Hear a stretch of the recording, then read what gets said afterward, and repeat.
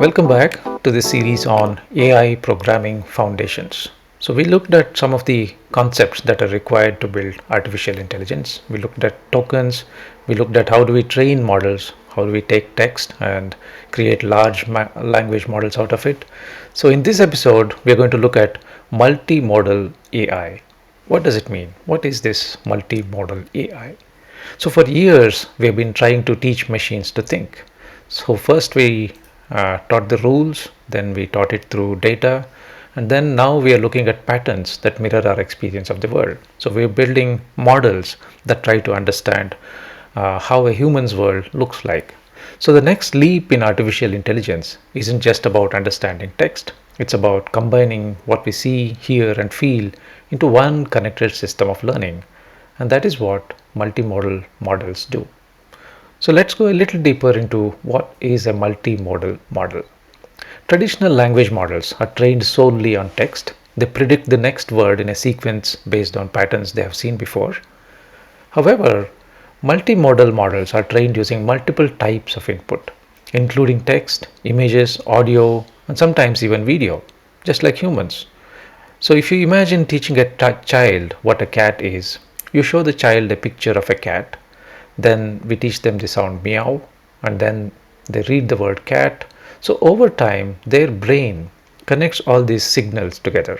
A multimodal model learns similarly, not by being directly told what a cat is, but by discovering the relationship between sight, sound, and language through vast amounts of data. This integration gives AI a new kind of depth. It is no longer just reading words, it begins to perceive the world somewhat like humans. So, how do we interact with these models? So, we have large multimodal models, we have trained it with a lot of data. There are various ways to enable it to generate output, or in our technical terms, like we learned in the last episodes, there are ways for the model to predict the next token. And the way we interact with the model is through prompting, where a human provides direct input such as questions, image, or a piece of audio. The model then responds by generating the most likely output. It could be text, description, or an image. So there is another way for the model to work with us, and that is called RAG, or Retrieval Augmented Generation. It's a slightly more advanced approach where the model is connected to an external database or a knowledge source. So when given a query, it doesn't rely only on what it already knows. So it can look up relevant data along with the understanding of what it knows. So for example, in a customer service chatbot, RAG allows the model to retrieve information from product manuals, support tickets, or facts. So now let's start extending that idea to the world of software. Connect a model to a massive code repository like GitHub, and suddenly the model starts predicting not just words but lines of code. So this is the foundation of AI assisted programming tools such as GitHub Copilot and Amazon Code Whisperer. Now that we know what models can do, at this point it is worth pausing to reflect. If all these tasks, writing, drawing, coding, and even reasoning, are based on prediction, then what exactly separates prediction from intelligence? Humans too are creatures of prediction. We finish each other's sentences, we anticipate patterns, and we recognize shapes or emotions based on experience. So when a machine begins to perform these same predictive feats, we are forced to ask this question to ourselves. Is intelligence simply advanced pattern recognition? And if so, what makes us truly different? Perhaps the difference lies not in prediction but in purpose, our awareness of why we do what we do. It's a deeper philosophical question, the one we will revisit much later.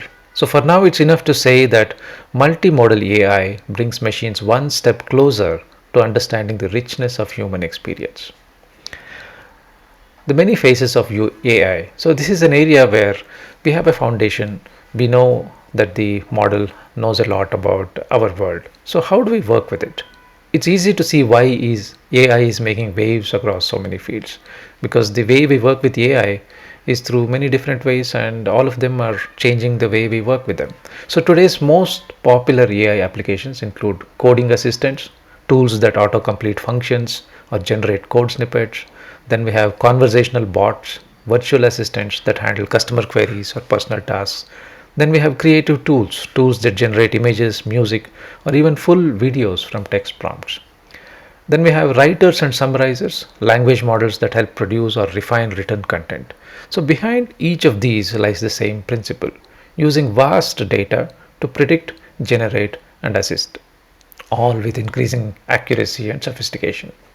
So we will stop this episode here. It was a short summary of how AI is affecting us and what are the different tools we use and how it's changing our world. In the next episode, we'll be looking at how machine learning and AI engineering are different, or are they the same? So come back for the next episode. Until then, goodbye.